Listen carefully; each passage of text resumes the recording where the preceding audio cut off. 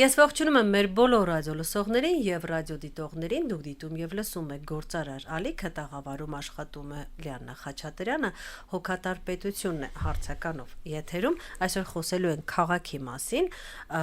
մեր հյուրերն են ճարտարապետ, քաղաքային պլանավորող Սարհատ Պետրոսյանը, բարև ձեզ, եւ սոցիոլոգ Արամ Վարդիկյանը, բարև ձեզ, շատ շնորհակալ եմ, որ ժամանակ եք գտել մեզ համար, Շնորհակալություն, պարոնեք խոսենք քաղաքի մասին որպես հանրային հարթակ, երբ պատրաստվում էի հաղորդմանը, մի քանի այսպես ասեմ տարբեր հոդվածներ ընթերցեցի այն մասին, որ քաղաքը կարող է թե նպաստել հանրային, այսպես ասենք խմորումներին, հանրային համախմբմանը կամ հակառակը, հա, թե կարող է հակառակը իզոլացվել, այսպես կլաստերային քաղաք դառնալ եւ կարծես թե արդի քաղաքները փոխվում են այդ ուղղությամբ։ Նախ մի փոքր քաղաքի մասին, իր ազդեցությունը հանրային, այսպես ասենք, շարժի վրա, չգիտեմ, երևի թե պարոն Վարդիկյանը ավելի որպես մասնագետ կխոսի, հասկանանք բուն թեման, հա, քննարկելի, հետո արդեն անցնենք մեր իրականությունը դիտարկելու։ Այո, իհարկե, շնորհակալ եմ։ Իսկապես անմիջապես հարց կոնֆլիկտային է։ Եվ ահա անպայմանորեն կոնֆլիկտի կողմերը կան։ Ինչ որ հանրություն, որը պիտի կարծես թե լինի քաղաքում, եւ ահա եւ իր հանրայինը եւ ահա հանրայինի եկեք այսպեսի վատ բառ օգտագործեմ ավիրումը հանրայինի կորուստը փաստորեն երբ որ մենք փորձենք վերցնել ժամանակակից քաղաքը մենք ժամանակակից քաղաքի բազմաթիվ պատմություններ եւ կենսագրականներ կարող ենք տեսնել, կարդալ կենսագրականներից մեկը այս կոնֆլիկտն է։ Այս կոնֆլիկտն է հանրայինի համար եւ փաստորեն հանրայինի դեմ։ Բազմաթիվ են կողմերը կոնֆլիկտի, առնվազն կոնֆլիկտի մեկ կողմը, բարբերաբար հաղթանակող կողմը, դժբախտաբար երևի թե ասենց եթե շատ մանունքների մեջ չընկնեմ ավելի հաստատ հաղթանակող կողմը ցավոք սրտի ինձ համար մասնավորն է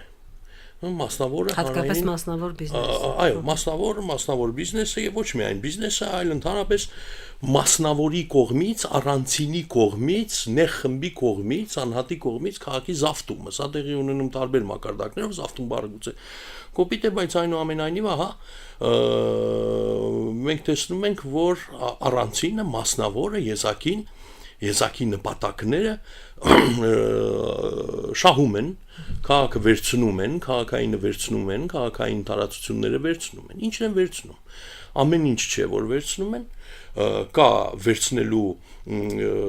առաջնահերթություն վերցնելու անհրաժեշտ եւ օպտիմալ եկեք անպայմանական ասեմ գնացուցակ որտեղից ուրեմն դա ընտրվում է ելնելով ինչ որ նախապայմաններից եւ հեռանկարներից տարբեր մասնավորների կողմից մասնավորները լինում են հզորը մասնավորները լինում են թույլը յուրաքանչյուրը տիրում է եւ տիրապետում է իր պայմանական չափով օպտիմալ կոնֆլիկտի շրջանակներում հանրային պայմանագրի պայմանավորվածության շրջանակներում հանրային բառը այստեղ տնվում է մեծ ճակերտների մեջ այսինքն մի քանիսի պայմանավորվածության շրջանակներում այլ ոչ թե հանրայինի սա մեկ սա ակնհայտ երևում է մասնավորաբար մեր քաղաքում մասնավորաբար Երևանում եւ այս Երևանը մասնավորաբար մասն է մեկ այլ քաղաքային տիպարի նախկինում սոցիալիստական քաղաքի, նախկինում սովետական սոցիալիստական քաղաքի, ապա նաև ուրեմն բավական հետաքրքիր դրսևորումներով post սոցիալիստական քաղաքի բառը խիստ անորոշ է, խիստ վիճելի է, բայց հեշտության համար օգտագործում են post սովետականը, post-սոցիալիստականը այնքանով որքանով որ դրանից հետո եկածն է չնայած ես ինքս լեզուս գծելով եմ այդ տարօրինակ բառը օգտագործում ահա մենք տեսնում ենք երկու քաղաքներ սոցիալիստական քաղաքը իր գաղափարաբանական դրսևորմամբ ունի ահռելի հանրային կոմպոնենտ Ոչ միայն ահռելի հանրային կոմպոնենտ, այլ եթե այսպես կոպիտ ձևակերպեմ, բացի հանրային կոմպոնենտից երևի թե ոչինչ չունի։ Հանրային կոմպոնենտի տրամաբանությունը անպայման դաջված է քաղաքի ձևի վրա, քաղաքի մորֆոլոգիայի վրա եւ մասնավորաբար կարծես թե քաղաքի կազմակերպման ռացիոնալությունը որևէ կերպ շուկայականը չէ, դա դրսևորվում է նաև քաղաքի մակերեսի վրա, քաղաքի մարմնում, քաղաքի մորֆոլոգիայում եւ ահա նոր դար է։ Նոր դարում ռացիոնալությունը փոխվում է եւ անհրաժեշտ է նորովի վերանայել քաղաքը, յուրաքանչյուր քաղաքայինին վաղ թե ուշ շնորհել անհրաժեշտություն գին, գնային տրամաբանություն, շուկայական տրամաբանություն, փոխանակման, շահեկան փոխանակման տրամաբանություն եւ այս պայմաններում բոլոր հանրայինները, որոնք նախկինում եղել են, այս տրամաբանության տակ են տեղավորվում։ Տեղավորվելով այս տրամաբանության տակ քաղաքը այլափոխվում է նոր տրամաբանությամբ եւ հանրայինը դժբախտաբար պարտվում է։ Այ ընդհանուր եթե շատ մակերեսորեն որպես նախաբան, որպես ներածական, մենք այսօր տեսնում ենք հերթական, երևի թե հերթական, եթե ունիվերսալ, ոչ միայն Երևանի առումով, այլ բազմաթիվ քաղաքների առումով մենք փորձենք խոսել, մենք երևի տեսնում ենք հերթական ալիքը, հերթական փուլը հանրայինի այս կամ այն չափով, չասեմ ամբողջությամբ, բայց այս կամ այն չափով հանրայինի պարտության։ Պարոն Պետրոսյան, համաձայն եք արդյոք եւ այ որ խոսում էր պարոն Վարդիկյանը, մտքիս եկավ երևի թե ամենամեծ առաջին հինն աղմուկը որ բարձրացավ կհիշեք, երբ որ օպերայի շուրջ կաֆեներ պետք է կառուցվեին եւ այդ երևի թե առաջին գոնե իմ հիշելով մեծ աղմուկներ, որ հանրային տարածքը սկսեց լցվել մասնավորով։ Այն որ անկախությունից հետո քաղաքը որոշակի փոփոխությունների է ենթարկվել, դա միանշանակ է, բայց որքանով են այդ փոփոխությունները օրգանիկ արդեն ճարտարապետի տեսակետից այս երկու հարցերը։ Ընդհանուրապես համաձայն եմ, ինչ նշվեց։ Խնդիրը այս քաղաք ինքը հանրայինի խտացման, այսպես ասած, հանրային գիտելիքի, հանրային փորձի, հանրային կենցաղի խտացման արդյունք է։ Եվ այդ հենց քաղաքն է, որ ստեղծում է հանրայինի գաղափարը, որ քաղաքում հանրային տարածքները շատ են, որտեղ մարդիկ ավելի խիտ են, փողոցները շատ են, շենքերը, հրապարակները եւ այլն, եւ քաղաքն է, որ մատնանշում է հանրայինի կարևորությունը մարդկային զարգացման համար, զարգացման գործում։ Այստեղ հիմնական խնդիրը որ կա, կարծում եմ պետք է տարանջատել խորհրդային եւ սոցիալիստական քաղաքները, որտեղ իրանք ունեն բավականին կարևորագույն տարբերություններ։ Սոցիալիստական քաղաքներ կարող են հանձնել նույնիսկ օրինակ Վիեննան, որ երբեք չի ունեցել խորհրդային անցյալ օրինակ է։ Խորհրդային անցյալը որոշակի ավելի ավտորիտար, այսպես ասած, որոնք են մարկերները, հա, ճարտարապետական մարկերները, որ կարող ենք նայել ու հասկանալ, որ սա սոցիալիստական է, սա խորհրդային։ Դրանք ունեն տարբեր դրսևորումներ, բայց սոցիալիզմը չի ենթադրում ավտորիտարիզմ, բայց կոմունիզմը ենթադրում է, խորհրդայինը ենթադրում է, եւ մենք ունենք բավականին հաջողված սոցիալիստական քաղաքներ օրինակներ աշխարհի տարբեր ծավալներում, որոնք երբևէ մոտիկ չեն եղել, այսպես ասած, խորհրդային տրամաբանությանը։ Խորհրդային տրամաբանության մեջ, քանի որ կա ավտորիտարիզմը, շատ դեպքերում այդ գործընթացների մեջ ունենք ոչ օրգանիկ ընթացք։ Օրինակ, Երևանը եւ հայ ժողովուրդը ունենալով որոշակի արևելյան կենցաղի, այսպես ասած, դրսևորումներ, շատ ավելի այլ դրսևորումներ ունեցավ հետխորհրդային քաղաքը Հայաստանում, քան թե Բելարուսիայում, օրինակ համար, որովհետեւ այստեղ շուկայի, այսպես ասած, կամ պետության դեպի հանրայինի երկրորդայնացումը շատ ավելի արագ տեղի ունեցավ, շատ հետաքրքիր դրսևորումներ ունեցավ, եթե համատեք այլ, այսպես ասած, հետխորհրդային կոնտեքստներում։ Նույն օպերայի օրինակը, բայց օպերայի շատ ավելի, այսպես ասած, ցայտն օրինակը իմ կարծիքով Երևանում Այրատ կինոթատրոնի շրջապատը։ այդ թաղամասը, որը իսկ զբան եղել է շուկա, խորհրդային տարիները նույնիսկ մշակույթով կինոգրաֆիայով այն ժամանակվա փոփոխությունը, այսպես ասած, առաջին հնարավորության դեպքում տարածքի յան վերադարձեց եւ բերեց նույն տեղի։ Կամ ավելի այն կողմ, եթե մենք գնանք ոսկու շուկայի տարածքը, որ շատ մոտիկ է Երևանի պատմական շուկայի, այսպես ասած, տարածքին, հենց խորհրդային, այսպես ասած, համակարգի փլուզումը նորից հետ բերեց յան դարձած շուկա եւ նման Որոշակի էմերջենտությունը աշխատեց ինքին։ Այո, ինքը աշխատում է եւ նույնիսկ 70 տարվա քաղաքային հիշողությունը, որը ոչ միայն որտեվ Երևանի եթե մենք դեմոգրաֆիան նայենք, նույնիսկ ինչ են ասում Երևանցի չկա, շատ մարդիկ տենց խոսում են, ձեր ռադիոում մեկ այդպես մեծ խոսում են, բայց իրականում տեղի ունեցել Հայաստանում դեմոգրաֆիայի փոփոխություն։ Այսօր մենք Հայաստանում շատ քիչ բնակավար ունենք, որ բնակչությունը նույնն է եղել Երևանի եւ Երևանի բնակչությունը հենց այն նույն մարդիկ, ովքեր հետ բերեցին Ռոսիա կինոթատրոն կամ Հայաստան կինոթատրոն շուկան, դա այն մարդիկ չեն, ովքեր նախկինում այդտեղ բնակվել են եւ այլն, բայց քաղաքային հիշողությունը անկախ այդ ամեն ինչից պահպանվել է եւ բերեց այդ փոփոխությանը։ Օպերայի հրապարակին օրինակ ամենամեծ դեպք եղավ հենց որ քաղաքացիական հասարակությունը կամ ընդհանրապես բնակիչները կարողացան հաղթել, դա ներկայիս Ալդո Բաբաջանյանի հարակից հատվածում, որտեղ են գորգնա հիմա դրված եւ այլն, այդտեղ փոստփորվեց որպեսզի կառուցվի սրճարան, եղավ առաջի ցույցը, մարդիկ հողը հետ լցրեցին եւ այդտեղ չկառուցվեց այդ ուրեմն սրճարանը կամ ռեստորանտի կառուցվել, հետաքի զուգությամբ հենց այդ նույն տեղում գտնվել է Ալեքսանդր Թամանյանի արվեստանոցը, հենց որ ինքը նախագծում է օպերան, Երևանը եւ այլն եւ այլն։ Այսինքն այդ տեսակ փոփոխությունները, որ նույնիսկ եղավ որոշակի փոփ առաջի սեփականաշնորհումը, նկուղները, հետո մայթերը եւ այլն, ինչ որ մի պահի ինքը վայրակ ձևով վերցնում է փորձում է գրավել հանրային տարածքները, երբեմն լինում է հանրային այսպես ռեակցիա,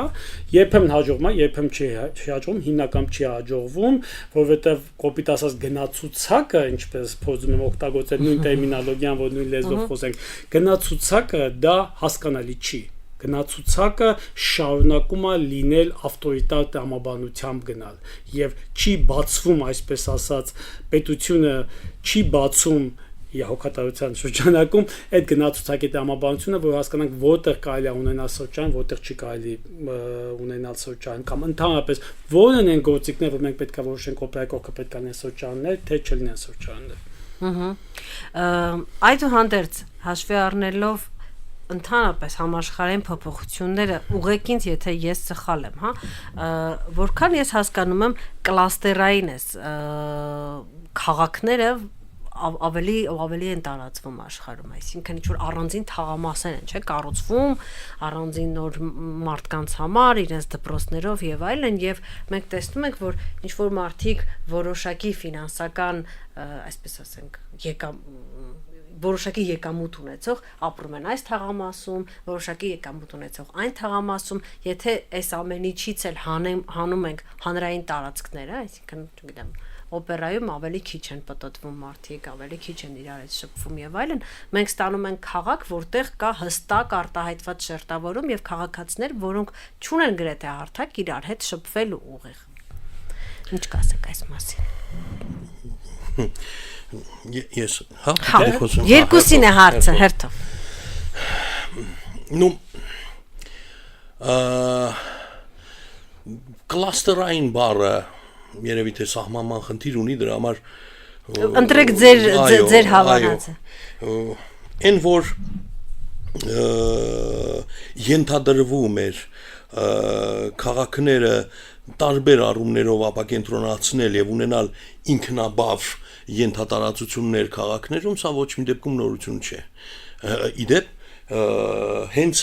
սոցիալիստական քաղաքի տրամաբանությունն է թելադրողներից մեկը եղել, որ ահա ինքնաբավ քաղաքացին իր կենցաղում եւ մշակութային պահանջների իրացման մեջ չտեղափոխվի յուրահատուկ վայրեր եւ կենտրոնանա յուրահատուկ վայրերում, դրանով իսկ ընդգծվի հանկարծ քաղաքի անհամաչափությունը եւ անհավասարությունը։ չհասցրեց մասնավորաբար սովետական միությունը եւ սովետական Երևանը ամբողջությամբ կատարածել թղթին գրված այս գաղափարաբանությունը հավասար հնարավորությունների սոցիալիստական քաղաքի, մինչդեռ դա հրաշալի կարելի է գոնե մնացորդները մինչև հիմա շրջելիս տարբեր քաղաքներում, այդտեղ Երևանում եւ մարզային քաղաքներում տեսնել։ Ուրեմն դրա վառ օրինակն է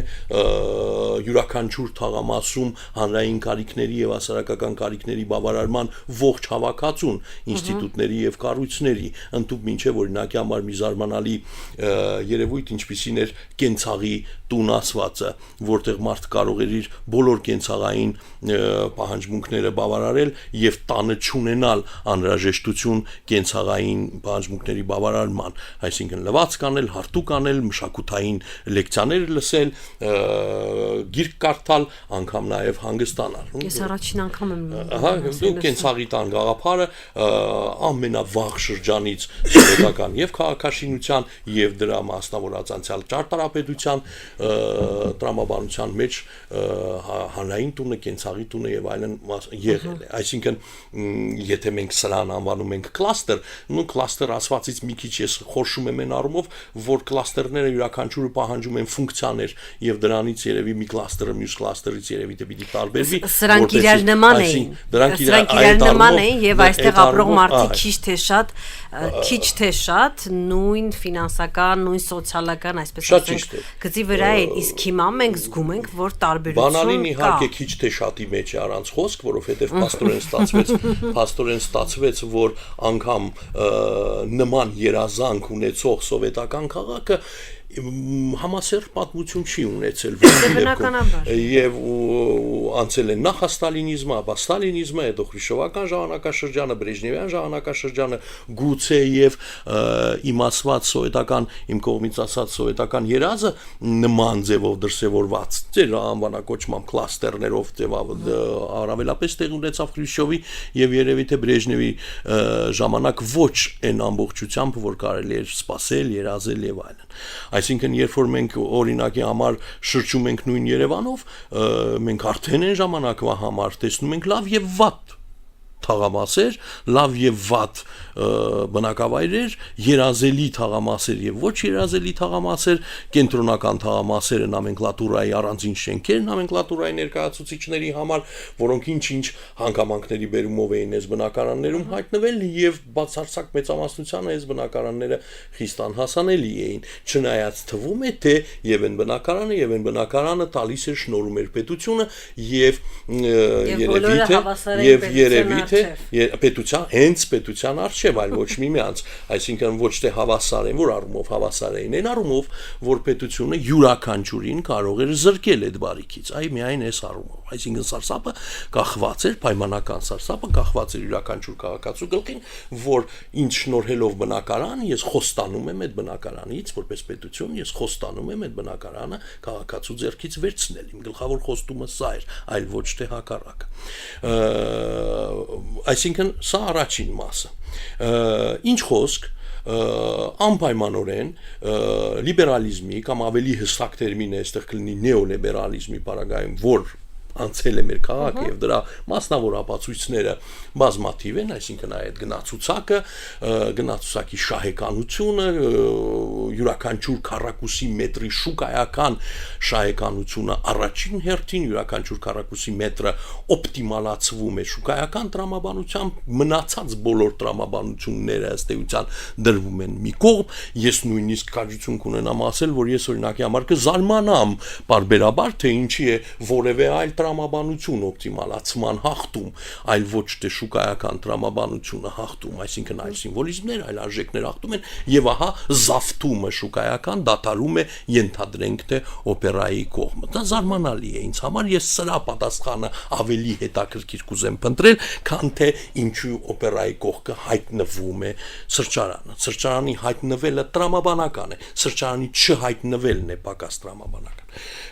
Ինչ որ է, բայց ահա կարելի է արդեն նկատել, իհարկե քարտեզի վրա դեռ դժվար կլինի դա հստակորեն անցկացնել, ինչպես այլ, այսպես ասված, դասակարգային քաղաքներում, բայց այն որ Երևանը մտնում է դասակարգային քաղաքի տրամաբանության մեջ եւ ահա ֆրագմենտացվում է դասակարգային քաղաքի տրամաբանությամբ եւ այդ ֆրագմենտացիան կարելի է անգամ շոշափել առանց խորը ուսումնասիրությունների քաղաքատնտեսագիտական, մասնավորաբար ամբողջ քաղաքը վերածվում է մեր եւ ոչ մեր տարածությունների, այսինքն խումբը հայտարարում է, որ սա մերն է եւ արգելում է մյուսների մուտքը դեպի այս մերը, առաջացնելով այդ շլագբաումները,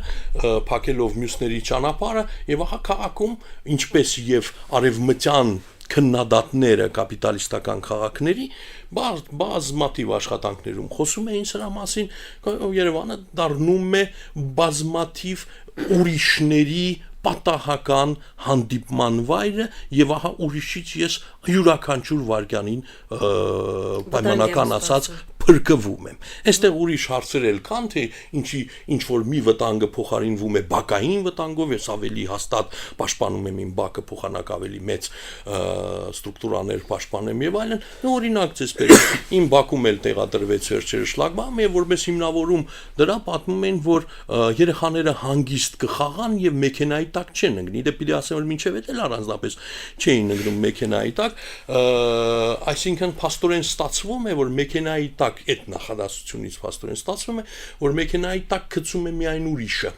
այլ ոչ թե տվյալ բակի քաղաքացին։ Մեզ շատ հստակ էր, որպեսզի ուրիշները չմտնեն բակ եւ չկայանեն իրենց մեքենաները։ Այդ ցանկում դա առաջին կետն է եւ այդ ցանկում կան նաեւ այլ հիմնավորումներ, այսինքն այսօրվա լավագույն հիմնավորումը որն է, որ ես տեղից շարժվեմ, ծախսվեմ եւ այլն, անվտանգությունը։ Անվտանգային բիզնես է առաջացել, անվտանգությունը, վտանգի հայտարարությունը վերածվում է գումարի, վերածվում է շուկայի, եւ ես մասնակցում եմ այդ շուկային գնելով իմ անվտանգությունը։ Իմ մուտքն է անվտանգությունը, ահա գնում եմ, բակն է անվտանգությունը, ահա գնում եմ, մեքենաների կամերաներն են, ահա բոլորը բոլորից պաշտպանվում են։ Շուկան պաշտպանական շուկա է։ Եվ սա ցուցիչն է, որ մենք աստիճանաբար ահա ձախ քաղաքը շատ ընդհանուր վերնագրով ասեմ, ձախ քաղաքը, սոցիալիստական քաղաքը սովետական ձևայնացմամբ վերածվում է ինչ որ այլ քաղաքի, որտեղ որ օպտիմալիզացիան շուկայականն է, որն էլ իր հերթին բերում է այս բազմաչափ ֆրագմենտների։ Պարոն Պետրոսյան, ֆրագմենտացիա եւ նրա ազդեցությունը ընդհանուր տեսքի վրա, նաեւ, հա, այսպես ասեմ, որովհետեւ մենք սիրում ենք, չէ՞, գոնե ինձ դպրոցում Երևան, Վարդագույն քաղաք, մեկ ընդհանուր ճարտարապետություն, մեկ ընդհանուր տեսք, բայց կարծես թե դա էլ է փոխվում։ Դուք անդադար ուզում եք գցեք ճարտարապետության դաշտ, ես փորձում այմետ խոսենք նույն բանի մասին։ Ես ուզում եմ, որ համ նույն բանի մասին խոսեք, համ էլ ձեր կողմից ավելացնեք նաեւ էսթետիկ։ Տեսեք, կլաստերիզացիայի մասին իհոք կարծում եմ այդտեղ տերմինի խնդիր կա, բայց ես կուզեմ քաղաքային տրամաբանության զարգացման հատկապես վերջի 30 տարվա, այսինքն Խորհրդային Միության կամ աշխարհի վերջի, այսպես ասած, պատմության վերջի, այսպես ասած, ընթացքի մասին խոսալ, որ վերջ-վերջո ամերիկյան տրամաբանությունը կամ նեոլիբերալ տրամաբանության հաղթանակը բերեց այն իրավիճակում, որ մենք ունեցանք Վահագնի բերեմ կոնկրետ օրինակ Վահագնի տրամաբանությունը փակ թաղամասերի ամերիկյան թաղամասերի տրամաբանությունը, որը աշխարհի տարբեր տեղերում համեմատաբար այն խավ որ կարող է թույլ տալ գնում է ճանապարհով, որոշակյամով եվրոպական տրամաբանությունը եկեք կոպենհագենյան այսպես ասած օրինակը եկեք փորձեց հակադրվել այդ ընթացքին եւ ասած ոչ քաղաքի տրամաբանությունը դա չի եւ բերեց հանրային տարածք, пассив շարժում, ոտքով շարժում եւ այլն, որը բերեց այն տրամաբանության, որ նույն ամերիկյան կոնտեքստում Նյու Յորքի օրինակը, որ քաղաքի խտացումը ավելի լավ է, դուք պետք չի ձեր բոլոր ձեր բակի օրինակ եւ այլն, եւ դա կապելով բնապահպանական տրամաբանության եւ քաղաքը ճիշտ կառավարելու տրամաբանությանը։ Եղան այս երկու այսպես ասած բախումը տեղի ունեցավ հատկապես կոവിഡ്ի ժամանակ եւ հաղթեց այսպես ասած որոշակի առումով այն նույն տրամաբանությունը, որ ամերիկյան այսպես ասած կամ Վահագնի օրինակը հաղթեց, եւ մարդիկ ունեին իրենց ազատ տարածքը, իրենց պատշգամբները եւ այլն եւ այն քաղաքները, որոնք ավելի ծրված էին, պակաս խիտ էին, ավելի պակաս եւ մարդիկ քիչ էին օգտվում հանրային տրանսպորտից, իրենք ունեցան ավելի քիչ այսպես ասած կորուստներ կոവിഡ്ի ժամանակ։ Մի պահ բոլորս ամբողջ աշխարհը մտածում ենք միգուցե տրամաբանությունը այդ առումով ճիշտ է եւ այլն, բայց այս դիսկուրսի մեջ հիմա եկավ այսպես ասած վերջին ընտրությունները Ամերիկայում, որ մեկ անգամ նորից ամբողջ ընթացքը շուրա տալիս հակառակ տրամաբանությամբ եւ իհոք ես այդ հարցի պատասխանը չունեմ, անկեղծորեն չունեմ։ Ես կարծում էի մինչեւ կոവിഡ്ը այսպես ասած կոպենհագենյան ճանապարհը ամենաճիշտն է, այդ այն կյանքն է, որ ես ունեմ Երևանում, փոքր կենտրոնում, ոտքով, մեքենա չեն քշում եւ այլն, եթե բախտավոր ենք կամ այն մարդկանց ենք, ովքեր կարող են դա թույլ տալ, բայց ես նույնիսկ եմ ասում դա պատասխան չունեմ, որովհետեւ չգիտեմ ինչա լինելու հաջորդը։ Մենք տեսնում ենք ամեն օր փոփոխվող ինչ որ գործընթացներ, որոնք լինում են, բայց այս ամեն ինչում նորից խոսքը գնում է հանրային տարածքի վերաժևորման տրամաբանության եւ շլագբաումի այսպես ասած հայտնի օրինակը, մենք անգլիայից տարբեր օրինակներ բերենք, խոսում է հենց ձեր հաղորդման վերնագրի մասին։ Շլագբաում առաջանում է, որտեղ չկա պետություն, չկա քաղաք, որը փորձում է բալանսավորել քաղաքացիների իրավունքները։ Խորհրդային կամ հետխորհրդային քաղաքում այսօր Երևան քաղաքը կառավարում է, տնօրինում է մեր բոլորիս բակերը, այն դեպքում որ դրանք մեր բակերն են, դրանք շենքերի բակերն են, բայց Երևան քաղաքը ասում է ոչ դրանք Երևան քաղաքինն են, ցանկության դեպքում դրանք վաճառվում են, ցանկության դեպքում իրանք շլագբաում են դրվում եւ այլն եւ չեն այդ հարաբերությունները գնացուցակը դրանք ֆիքսված չեն, որ հասկանանք որն է այն տրամաբանությունը, որ պետք է դեն շլագբամ, որտեղ չպիտի դրվի բակեր կան, որ կա երկու շլագբամ։ Այս վերջերս դասի փողոցներ կան, որ շլագբամ են դրել։ Երևան քաղաքը չգիտի որտեղ է ավարտվում փողոցը, որտեղ է սկսում անցումը։ Այսօր ես մարդիկ փողոցներում տուն են դնում ինչի այո, մասին այսինքն տրամաբանությունը այդ համընդհանուր գնացուցակ, որ բոլորիս համընկնելի հասկանալի գոյություն չունի։ Ինչպես է լինում, որ մի բակին կարելի է շլագբանել, մյուսին չի կարելի։ Ինչպես է հնարավոր մի մայթում դնել մայթից վերցնել խանութի վիտրինան դնել մայթում, որ դեպքում չի կարելի։ Որ դեպքում կարելի է դնել վճարային տերմինալ մայթում, որտեղ չի կարելի դնել։ Այսինքն այս կանոնները, այսպես ասած, որը պետությունը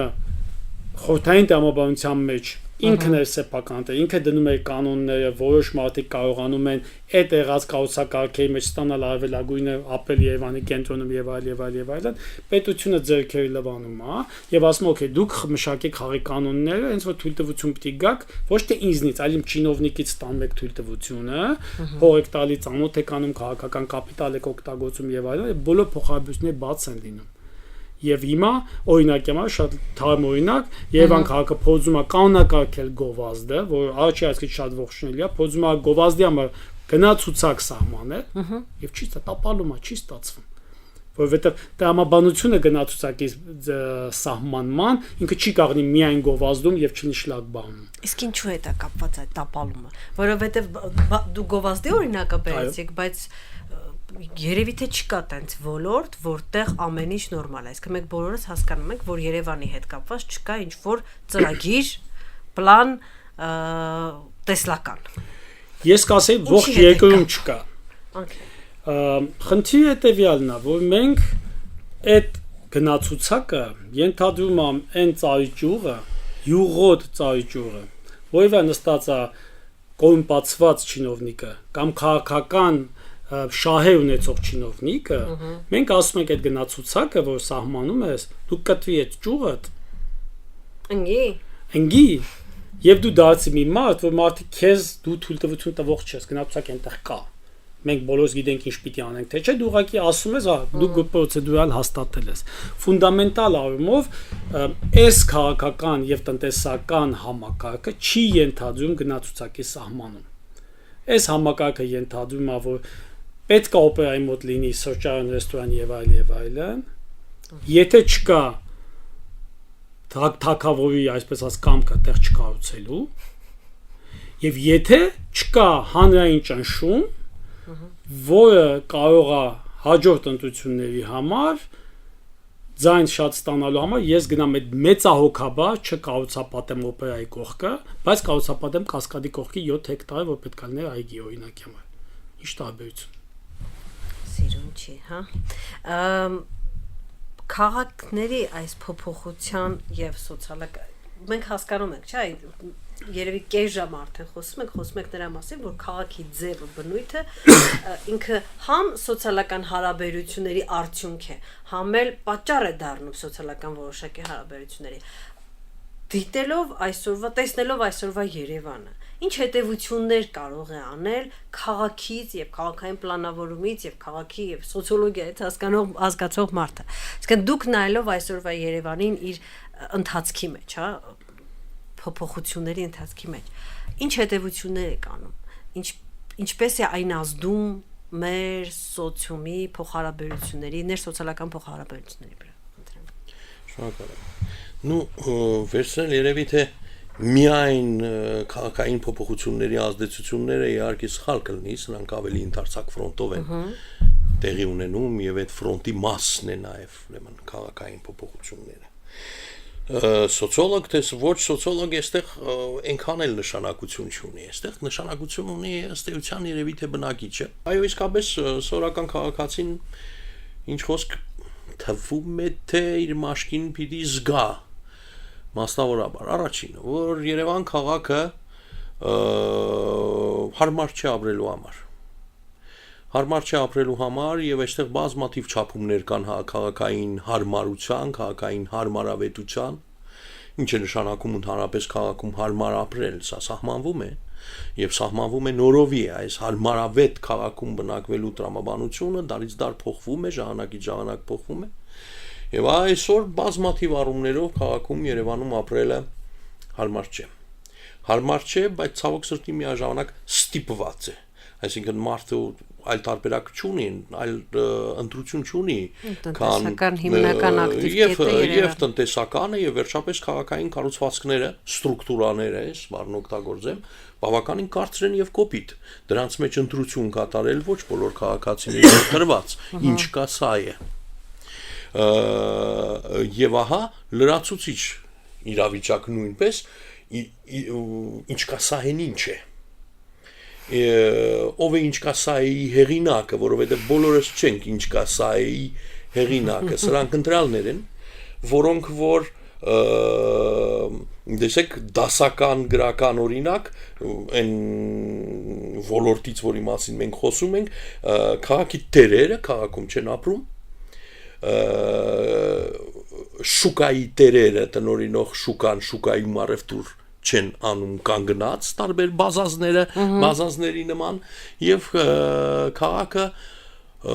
տալիս են ինքն իրեն շուկայական ինքնակազմակերպման տրամաբանությամբ, մասնավորաբար շուկայական ինքնակազմակերպման։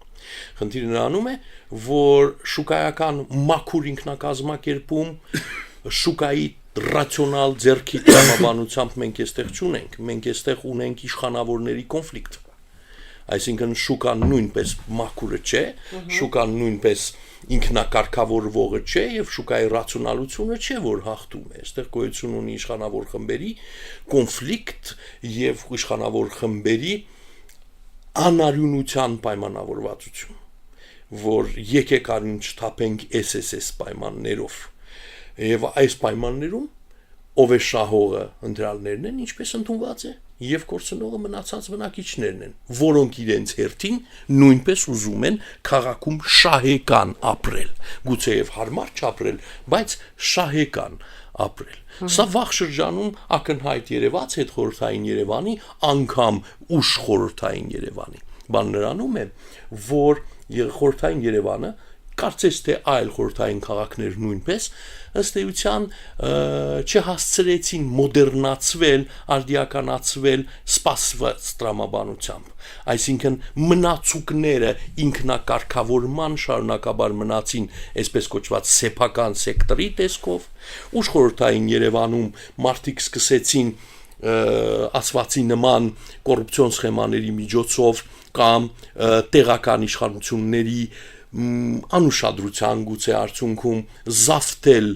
այլոց կամ այստեղ ճիշտ կլինի ասել ընդհանուրի տարածությունները եւ ունենալ գարաժներ, լրացուցիչ հարկեր, որոնք ծաղկեցին հետխորհրդային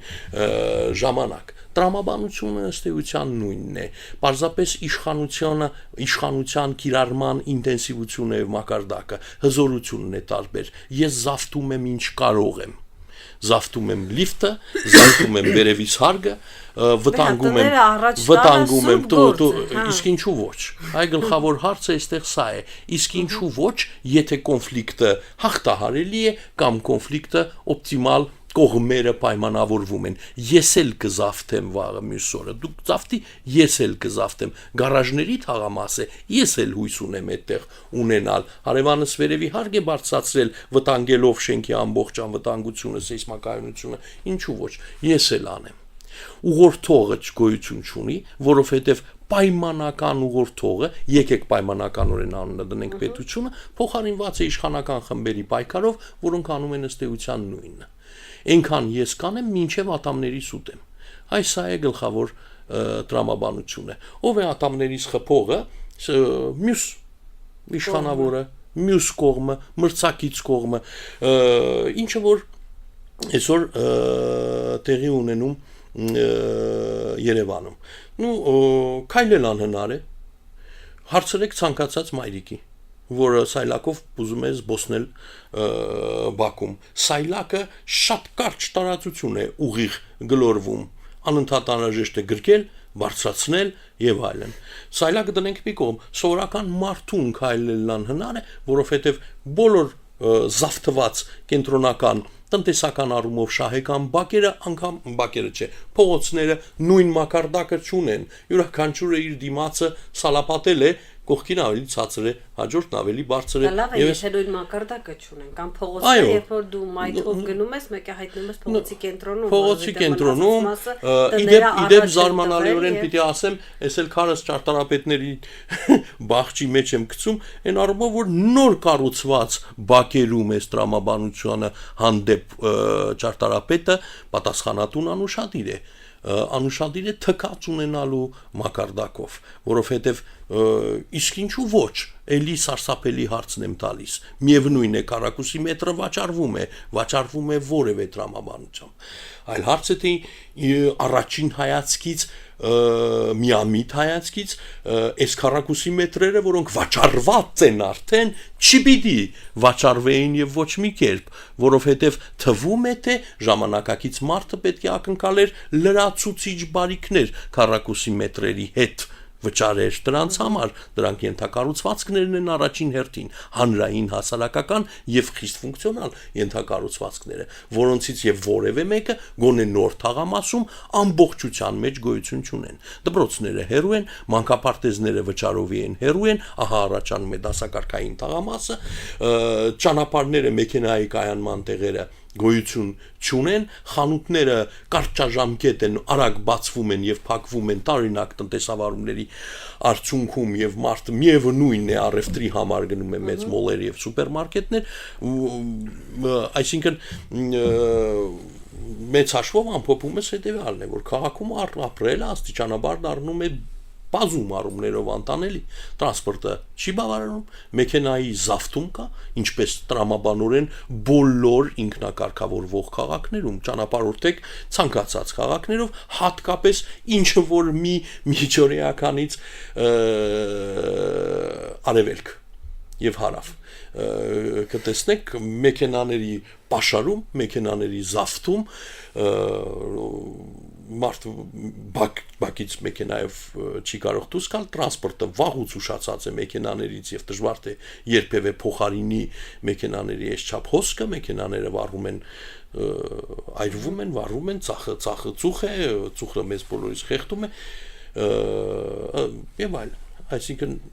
սոցիոլոգ լինել այստեղ ոչ մի դեպքում պետք չէ, այսինքն պարտադիր չէ, բժիշկնել է հիվանդանում, այս մետաֆորան ասեմ, սոցիոլոգը ընդհանրապես հարցեր պիտի տա երևի թե իսկ ինչու է այդպես, ինչու չկա հակաստեցությունը, ինչու է մարդը համացայն ենթադրենք նման բնակեցմանը, ինչու տարածված բառն էլ լեզուս պիտի գցեմ, որովհետև այդ տարածման դարաշրջանն էլ անցավ, հարմար քաղաքի հարմար քաղաք պահանջելու տարաշրջանը զարմանալիորեն մնաց անցյալում երազանքը հարմար, լավ, մաքուր, էկոլոգիապես մաքուր քաղաքի 60-ականների կեսից վերջից առաջացած գաղափարաբանությունը չախտեց կապիտալիզմը բազմաթիվ քաղաքներ տեղացիներին պիտի հարցնել այն ոչ թե տուրիստներին, որովհետև տուրիստները բերանը բաց շահում են, վերցնում են ամեն ինչ ինչու տեղի ունեցավ են ինչ տեղի ունեցավ ինչու քաղաքի օրակարգը որ ես ուզում եմ ապրել լավ քաղաքում չի գործում եւ փոխարենը գործում է ընդհանրապես փախուստի տրամաբանությունը այսինքն սուբուրբանիզացիան ընդհանրապես կարելի է բարդ լատիներեն բառը փոխարինելու հետեւյալով ես փախչում եմ ձեր կարծիք պարոն Պետրոսյան եւ առհասարակ արդյոք այն ինչ որ նկարագրում է պարոն Վարդիկյանը ինքը բնական երևույթ չէ իսկ ով ասաց որ քաղաքները պետք է լինեն չգիտեմ շատ լավ տրանսպորտով եւ ոչ խճճված եւ ոչ այն արևելյան ոճի որը նկարագրվում է ձեր տպավորությունը Երևանից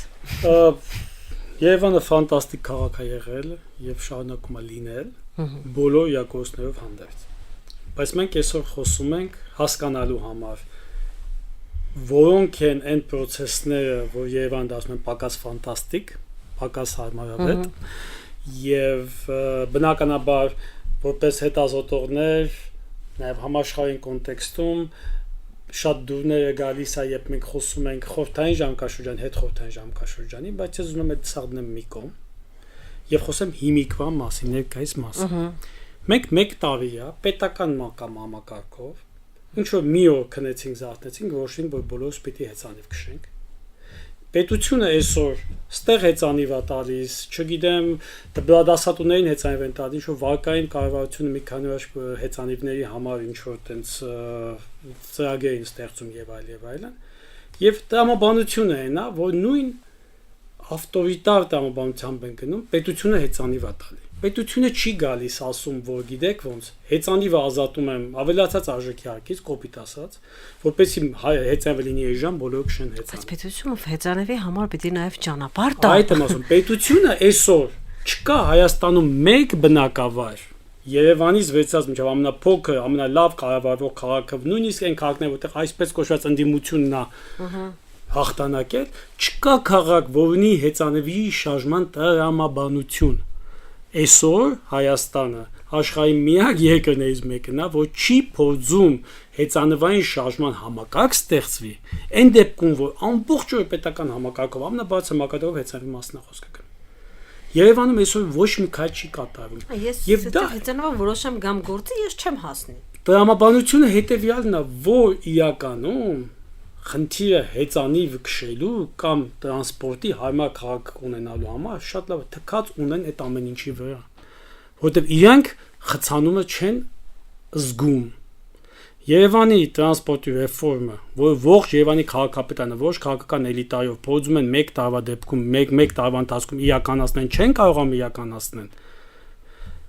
մշակվել է, խնդրում եմ ուշադրեք, 2015 թվականին սոցիոլոգների կողմից հավաքագրված տվյալների հիման վրա տրանսպորտի սխեմա մշակվել է 2017-18 թվականին, 2015 թվականի եւ 2025-ի 10 տարվա մեջ Հայաստանում մեքենաների թվականակը կրկնապատկվել է։ Երևանում մեքենաների քանակը գրեթե երապատկվել է, բայց մենք դեռևս այսօր հանրային տրանսպորտի ռեֆորմեն կամ հանրային միջոցներով 10 տարվա վաղեմության տվյալի հիման վրա։ Այսինքն հոգատար պետությունը թքած ունի, ինքը խնդիր չունի, որ ինքը այսօր մենք տրանսպորտի հարց լուծվի։ Ինքը խնդիր ունի, որ իր նախընտրական գործառույթը կատարի։ Եվ պրոֆեսիոնալիզմի պակասը եւ կոռուպցիա կամ քաղաքական կոռուպցիա դնենք եւ այլն, այս պոպուլիզմը, այս եկուսը թույլ չեն տալու, որ արամը ունենա հարմար քաղաք, որտեղ ոչ ոք նման խնդիր չունի։ Որտեղ իրենք չեն տուժում դրանից։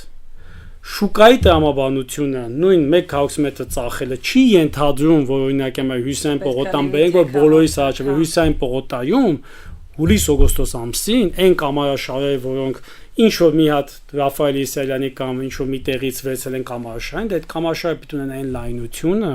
եւ այն հարմարավետությունը, որ ես հուլիս-օգոստոս ամսին կարողանամ այդտեղ քայլեմ։ Հյուսիսային պորտայի կամարաշարներով ոչ ոք չի զբոսնում։ Իսկ այդ կամարաշարի գաղափարը ստեղծված է նրա համար, որ հուլիս-օգոստոս ամսի Երևանի +40 շոկի ժամանակ անկանաչ ոչ կանաչապատած կանաչ ունեցող հյուսիսային պորտը մարդ կարողանա քայլի։ Եվ այդ աստիճանները, որոնք կան, որ ճարտարապետներ չեն մտածում, ընդունում են, որ քարը գծած է մեր դաշտը եւ ամբողջ օրը ես եմ այդ մասն ասում, որտեղ այդ ճարտարապետները եւս, ինչպես եւ կառուցապատողները, թքած ունեն այդ մարդկանց հարմարավետության վրա, այդ մարդիկ չեն հասկացել, որ խորհրդային տարիներին այդ աստիճանները, որ նորից մեզ չեն թողում քաղաքում քայլել եւ այլն, ամեն մեկը առաջին հարկերը խանութներ դասնել եւ այլն, այդ աստիճանները ստեղծվել են նրա, որովհետեւ այն ժամանակ չի եղել այն տնտեսական, այսպես ասած համակարգը, որ մենք հիմա ունենք, եւ այդ նույն սխալտամությամբ գնում է։ Այսինքն ունեն թե ուղղակի գիտելիք չունեն։ Եվեն Հենց որ դու տեսեք, հենց որ մենք այսօր փորձենք օրինակ ձեր ստուդիայում ինչ որ մի բան փոխեք դուք, եթե դուք ձեր ներքին ուժերով չգիտեք, կանչում եք դրսից մարդում։ Եթե Հայաստան չունեք, կանչում եք, չգիտեմ, դրսից մարդ։ Դու պետքա ունենաս ցանկությունը, քաղաքական կամք եկեք դնենք անունը, որպեսզի դու գնաս այդ համաբանությամբ, գնաս այդ մարդկանց, հետո ցանկացած ունենաս դու այդ որոշումը անես։ Այս վերջից իմ ընկերներից մեկ ուշեց։ Այս մարդիկ հաջորդ խնդիր ունեն։ Եթե իրանք լսում են պրոֆեսիոնալին եւ Հայաստանի ներսում լինում են պրոֆեսիոնալներ, ում իրենք լսում են եւ դրսից չեն բերում այդ մարդկանց, լավագույն դեպքում դրսից բերում։ Իրենց մեջ ներսում ստեղծում են մրցակիցներ, որոնք իրենց հավասար կամ իրենց ավելի լավ գիտեն ինչպես պետք է քաղաքը կառավարել։ Ինչու այս մարդիկ գնում են դրսից են բերում ճարտարապետներ, ինչու են դրսից բերում համասարաններ, խորհրդատուներ բերեն եւ այլն, եւ չեն ասում Վարդիկյանին, Պողոսյանին, Պետրոսյանին եւ Մարտիրոսյանին, որ հիմա եկեք ասեք, ակադեմիական քաղաքում ինչ պիտի անենք, այ գնանք ստեղից մարդ բերենք թող գա ասի։ Այ կասկադում գնանք բերենք այս մարդուն թող մեզ գասի ինչա լինում եւ այլն։ Այսինքն այս ողջ որոշումների ընդունման տրամաբանությունը, ալգորիթմը, որ ինչպես քաղաքը պիտի զարգանա, ինչպես քաղաքը պիտի լինի հարմարավետ եւ այդ գնացուցակը, որ սահմանում է այդ ամեն ինչը, չի կարող բաց լինել, որտեղ բացնելու դեպքում իրանք կդառնան անպետք։ Իրանք կդառնան ոչինչ։ Եվ դրա պաշտպանելը, որը լինում է մանկասայլակով մայրիկի դժվար շարժումը կամ ընդհանրապես հաշմանդամ մարդու դժվար շարժումը, այդ այն գինն է, որ մենք վճարում ենք ամեն օր իրենց իշխանության մնալու, իրենց հարստանալու համար։ Եվ դա լինում է ի հաշիվ մեզ, մեր առողջության։ Շատ լավ, շատ շնորհակալություն։ Ես ուզում եմ վերջում պարզապես եզրափակենք մի փոքրիկ հարց, եթե հնարավոր է, որքան հնարավոր է կարճ։ Ըստ ձեզ Երևանում եթե մնացել են, հա, հանրային տարածքներ, որոնք դեռ եւս աշխատում են եւ օրգանիկ են եւ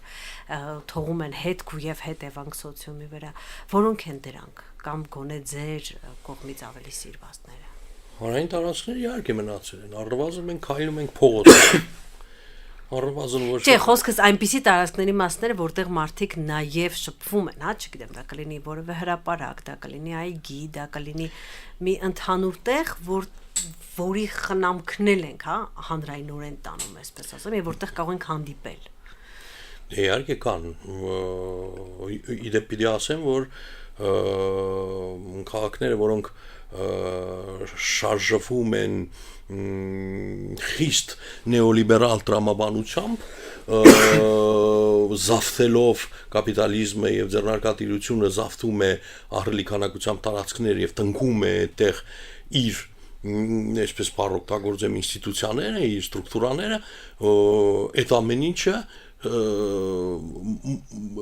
պսևդո հանրայինով շրջապատում է, ինձ թույլ է տալիս զբոսնել հրաշալի այգիներում, ինչ որտեղ տարբեր կապիտալիստական մեծ մեգապոլիսներում արդյունքում պարզվում է, որ մուտքի եւ ելքի մոտ փոքր տարրով գրված է, թե դա ում կողմից է հրաշալի հովանավորված։ Հա, ես այդտեղ շփվում եմ, ես այդտեղ ոչ մեկին չեմ վճարում այլ վճարներ, որ այս ձեռնարկատերը հավաքում է, այդ այլ վճարների շնորհիվ պահում է եւ պահպանում է ամբողջ թաղամասեր։ Դժբախտաբար այդ թաղամասերը նույնպես սազում են դասակարգային տրամաբանությանը, այդ թաղամասերը ոչ բոլորինն են ի սկզբանե, այսինքն այդ թաղամասը ունի սիմվոլիկ սահմաններ, անգամ եթե մի շարք մեգապոլիսներում կարելի է տեսնել ոչ միայն սիմվոլիկ սահմաններ, այսպես հաստատ դարպասներ եւ հաստատ ոստիկաններ, որոնք մյուսներին ներս չեն թողնում։ Այս տրամաբանությունը քիչ թե շատ բարբախտաբար երևի թե քիչ, որովհետև մենք ինչ խոսք պիտի հաշվի նստենք մեկ կոմպոնենտի հետ նույնպես մենք ունենք բավականին ազդեցիկ սոցիալիստական անցյալ եւ սոցիալիստական անցյալը մեր անպայմանորեն ունի ածանցվում է այսօր ինքը իսպար վերացած չէ ամենայն դեպս իմ սպասումներում քաղաքից ես ունեմ սպասումներ որ այս քաղաքը շարունակաբար հանրային է եւ ոչ թե մասնավոր է չնայած որ մասնավորը ամենառավոտ ավելի ու ավելի է զավթում ինձանից եւ որևէ սերունդ վերջնականապես երևի թե վախենամ չեմ ուզում այդպես լինի կհամացայնվի որ ինքը քաղաքում խնդրելով է հայտնվելու վճարելով է պայմանական վճարելով է հայտնվելու այլ ոչ թե ուզեմ ինչպես ուզեմ պատտվեմ ինչ խոսք քաղաքում Երևանում այո հանրային տարածությունները կան այս քայլ է արվում որովհետև հարց է առաջանում հանրային տարածությունը որը նորոգվում է որը գրավիչ է դառնում որտեղից կամ վերականգնվի կամ նորը առաջանա որտեղից պահպանվի նախկին իներցիան թույլ է տալիս պետությանը օրինակ զբաղվել դրանով եւ հայտարարել որ ահա այս թաղամասը քաղաքապետարանը այս տարածքը քաղաքապետարանը սարքեց իհարկե կարող ենք այդտեղ փորձել գտնել դավադրություն առաջիկա ընտրություններում շահեկան Երևալու առումով որ ահա ծաղկանաչապատ ենք ներքենք որ շահենք գուցե բայց դրանից հանրային տարածությունը մնում է ինչն է հիմքում անաչառ ազնիվ ցանկությունն է թե խարդախ ցանկությունն է միևնույն է հանրային տարածությունը մնաց մեկ այլ հանրային տարածություն էլ կա որը կարծես մասնավոր է նու ինչ որ ոչ թե մասնավոր է այլ հիմնադրամն է սրանով զբաղվում այսինքն սուբյեկտները բազմաթիվ են հանրային տարածությունների առաջացման եւ պահպանման եւ վերջապես տեսեք մեկ կոմպոնենտ եւս եթե դուք կոմունիկացիայի մասին եք խոսում եւ հանրային տարածությանը վերագրում եք օրինակի համար կոմունիկատիվ ֆունկցիա մասնավոր տարածությունները հանրային կոմունիկացիայի ֆունկցիա հրաշալի կատարում են սրանք սրճարաններն են բազմաթիվ այսինքն հանրային սովետական սրճարանների ավանդույթը սովետական միությունում հրաշալիորեն անցավ մասնավոր սրճարանների ավանդույթին, բայց այնուամենայնիվ հիմքում ոչ թե հիմքում այլ ածանցյալում ունեն կոմունիկատիվ ֆունկցիան։ Ես հատուկ հավաքվում եմ ուտելու համար, չէ՞ որ ես սրճարանում հավաքվում եմ շփման կոմունիկացիայի համար է այլ հարց է թե մասնավոր սրճարանում իմ շփումը մասնավոր էստեղ բանալին չէ իմ շփումը ուր է տանելու ինչ ֆունկցիա ունի իմ շփումը հեռանկար ունի իմ շփումը կոպիտ ասած այսպեսի օրինակ եկեք բերենք սրճարանը կարծես թե շենքի առաջին հարկում է սահմանափակված է լուսամուտով այս սրճարանի հաջորդ առավոտյան սրճարանը դուրս է պրծել լուսամուտից, զավթել է ամբողջ մի փողոց եւ ես այստեղից չեմ կարող անցնել այդ փողոցի օրինակները բոլորս գիտենք։ Ես մրթում եմ անցնելիս այս փողոցով, որովհետեւ ամեն վարքյան հպվում եմ այնտեղ նստածին, ազատ շնչել չեմ կարող, սրճարանները գրավիչ են, կարճած են, կապված են իմ գրպանից, որովհետեւ ես երկար չեմ կարող դիմադրելով անցնել։ Ես հայտնվում եմ այստեղ ճուզողի։ Ես հայտնվում եմ փաստորեն ոչ թե հանրային տարածությունում, այլ հանրային տարածություն նման շուկայի, ես անցնում եմ շուկայի միջոցով, իսկ շուկայի միջով անցնել անցնողը վաղ թե ուշ անպայման գնումը կատարելու է դրանով իսկ կորցնի ինքը գուցե գրբանը կորցնի շահի շուկայատերը սրճարանները բայց այստեղ առաջանում է հետաքրքիր կոնֆլիկտ ես հայտնվում եմ սրճարանում կարևունք ունեմ արդյոք ես զրուցել սրճարանում իմ նման դժգոհողներով այդ սրճարանի դեմ Այսինքն եկեք հավաքվենք զրուցենք նրանից թե ինչ բարձրության իսկ ձայնի բարձրությունը արդեն վերցրեցի հանրայինից որքան ես ձայնս ցածրացնում եմ այդքան ցածրացնում եմ նաև հանրային կոմպոնենտը իմ հարաբերություններում այո հանրային կա անպայման կա պետք է գիտեք մենք ինչ առումով ենք մի քիչ սխալվում մեր դատողություններում իդեալի առումով մենք ունենք իդեալ որ ահա այս հանրային տարածությունները այն հանրային տարածություններն են որոնք ինչ որ հրաշքով անպայման մշտապես նորոգված են ջրված կանաչ ներկված ով է դրանով զբաղվում ոչ մեկս չգիտենք բայց մենք դրանից հրաշալի եկեք բոլորս օգտվենք այսինքն մի տեսակ առասպելական սոցիալիստական քաղաքի երազ ունենք մոռանալով մի կոմպոնենտ եւս հարցնենք մեր ծնողներին եւ ինչու՞ չէ նաեւ մեր տարիքն էլ է դա թույլ տալիս ինչի էին այդ մեր երազելի մենք միշտ դրա հետ ենք ախր համեմատում հանրային չզավտված հանրային տարածությունները մասնավորով չզավտված հանրային տարածությունները արդյոք այլանդակը չէին Երևանում եկեք մի հատ հարցնենք այն ժամանակվա մայրիկներից արդյոք այլանդակը չէին արդյոք այլանդակը չէին պարոն Պետրոսյան Իսկ այլանդակը չէին բայց միևնույն ժամանակ դրանք կառուցվել էին հիմնականում Երևանի կանաչ տարածքների մասին եթե խոսենք դրանք հիմնականում կառուցվել են 1970-ական 80-ական այսինքն մեզ հասած կանաչ տարածքները բոլոր 70-ական 80-ականների խորհրդային տարիների ոչ ամենալավ ժամանակում հասած կանաչ տարածքներն էին օրինակ նույն անգլիական այգին որը շատ ավելի վաղ է հիմնադրվել այն տեսքով որ մենք ստացել ենք խորհրդային փլուզման ժամանակ դա հիմնականում այդ թվականներին արված ժամանակը երբ ամբողջովին քանդվեց Շահումյանից մինչև Միասնիկյանի արձան գնացող բնակելի թաղամասը եւ կառուցվեց այն այգին որ հիմա 2800 այգին է մի նկատառում Արամի ասած մտքերից մեկին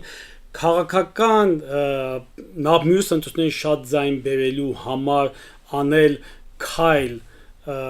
դա եթե դրան շահում է քաղաքը դա միայն ողջունելի է բայց արդյոք դու ստեղծում ես այն բոլոր կառուցակարգերը որպեսզի դու կանաս գտնես ամենաճիշտ լուծումը ամենաճիշտ բանը ինչ քաղաքին անհրաժեշտ է օրինակ համար բերեմ թարմօրինակ կասկադի վրա կառուցվող համերգասրահը եկեք գնանք Երևանի փողոցում հարցումներ անենք սոցիոլոգների օգնությամբ տեսեք երևանցիներից որ մեկն ասում որ Երևանը ունի համերգասրահի կարիք ինչը հիմա կառուցվում է կասկադի վերին հատվածում իսկ դա կլինի ամենավերջին ցանկից մեկը Երևանի տրանսպորտի բնապահպանության մանկապարտեզներ դպրոցներ առողջապահություն շարժում եւ այլ հազարավոր խնդիրներ ունի Երևանը բայց ոչ համերգասրահ որտեվ Երևանը այսօր ոչ մարզահամերգային համալի ոչ օպերայում չեն պայթում դա լիճները եւ այլն այսօր Երևան քաղաքը ի հաշիվ իմ ապագա կանաչ տարածքի իմ ունեցած կանաչ տարածքի կասկադի աչքողմի հատվածի սարքում է համերգասրահ կասկադի վերին հատվածում օրինակ եմ այսինքն շատ կարևոր է որ քաղաքի կառավարման տրամաբանության մեջ մենք կարողանանք գտնենք այն համընդհանուրի հանրային այսպես ասած պահանջը եւ կարիքը եւ կարողանանք գտնել այն ճիշտ որոշումներ, որ միգուցե հաջորդ իշխանությանը կամ իշխող իշխանությանը բերեն ձայն։ Դա շատ կարծում եմ շատ կարևոր ուրեմն նկատառում է, որ պետք է ուշադրություն դարձնել։ Վերադառնալով ձեր հարցին, ես դժվարանում եմ ասել Երևանի որ են հանրային տարածքները, որոնք իրոք հիմա արժի նշել, բայց հատկապես երկու փոքր դրվագի ուզում ուշադրություն դարձնեմ։ Տպագրիչների փողոցը, գիտեք, մի հատը Վարդանանց փողոցից գալիս է, հատումը Հանրապետությունը, այն մյուսը, որ ավելի մոտիկ է Սախարովի հրապարակին, երբ շարունակում ես դեպի Թումանյան փողոց, այնտեղ կա 17 դարի մի Արուսաշեն շենք, այդ հատվածում կա մի հատ կրպակ, որտեղ վաճառում են բանջարեղեն, կողքը հացի փուրապուրի են բանանում, ստեղծում եւ կա փոքր ոչ ֆորմալ մի հատ հրապարակ, ֆանտաստիկ հրապարակ, որ իմ կարծիքով այսօր իմ վերջի շրջանում տեսած Երևանի ամենահետաքրքիր հանրային մինի տարածքներից է, որտեղ հարևանները բոլորը ճանաչում են, նույն մարդիկ արվում են պուրին, բանջարեղենը եւ այլն, եւ վստահ եմ նման փոքր բաներ, հանգույցներ կան Երևանի տարբեր հարվարձաններում։ Մեկ այլ օրինակ, որ աչի այսքից միգուցե զազվելի եւ զզվելի օրինակ է, դա Շինարարների փողոցը, հենց որ դու գնում ես, բացում ես դեպի Աբելյան փողոց, ողջ մայթը զավթված են, փոքր կրպակներ, դու մեքենայից որ գնում ես, այս խանութների հետնամուտքը բացվում է դեպի փողոց, այսինքն մայթ չկա եւ այլ զզվանք ես ապրում, երբ դու մեքենայով ես գնում, բայց հենց որ հակառակ կողմից ես գալի։ Խանութների, շենքերի աչի ակում խանութներն, այս կրպակներն այս կողմից խանութ են, ոչ ֆորմալ 17 դարի, այսպես ասած, միած շուկայական մասշտաբը ստեղծվում, որ ամբողջովին դու տեսնում ես, որ ինչպես են մարդիկ ամեն առավոտ կատարում գնումները, սկսած այսպես ասած գուլպայից, հայկական արտադրության Ալեքս Ֆիմայի, մինչև այս ամբողջ շղթան եւ այլն։ Եվ դա հուշում է մեզ, որ այս երկու զուգահեռները, որ բերեցին, եթե մենք հետ խորհրդային շրջանում մայթերի այսպես ասած զավթման տրամաբանությունը դրենք ճիշտ մի քիչ ճիշտ ուղղության վրա եւ մենք կարողանանք ապահովել նեոլիբերալ այսպես ասած հասարակություն անհրաժեշտ կոմերցիոն տարածքներ, որոնք սնում են հանրային տարածքները, մենք կարող ունենանք շատ լավ քաղաք, այսինքն այնպես չի որ նեոլիբերալ քաղաքը միշտ նշանակում է քանդելով սոցիալիստական այսպես ասած շատ ավելի ժողովրդավար քաղաքը պետք է ունենք վատ օրինակներ եւ այսպես ասած Կոպենհագենի, Վիեննայի եւ այլն բազմաթիվ քաղաքներ օրինակներ ապացուցում են դրա, որ հանրայինի եւ այսպես ասած շահույթ հետապնդող գործընթացների ճիշտ բալանսավորումը կարող է դարձնել քաղաքը հարմարավետ, որովհետեւ այլ ձև չկա։ Մենք գիտենք, որ աշխարհում այլ ձև չկա տնտեսությունը զարգացնելու համար, մենք շուկայական այսպես տնտեսությունը հաղթեց եւ մեր խնդիրն է որպես հետազոտող, որպես բնակիչ եւ որպես հանրային կառավարման այսպես ասած մեր գործընկերներին հուշող մարդիկ լուծումը այս երկուսի բալանսավորումն է։ Բալանսավորման համար պետք է դու իապես կարողանաս լինել ինկլյուզիվ եւ կարողանաս բոլորի շահերը ներառել եւ հավաքագրել։ Այդուհանդերձ ինչքան հետաքրքիր է, չէ՞, որ քաղաքը, միայն քաղաքը կամայական ուսումնասիրելով կարող է շատ բան ասել, թե հանրության մասին, թե բնակիչների, թե պետության մասին, հոգատար այն արդյոք թե ոչ։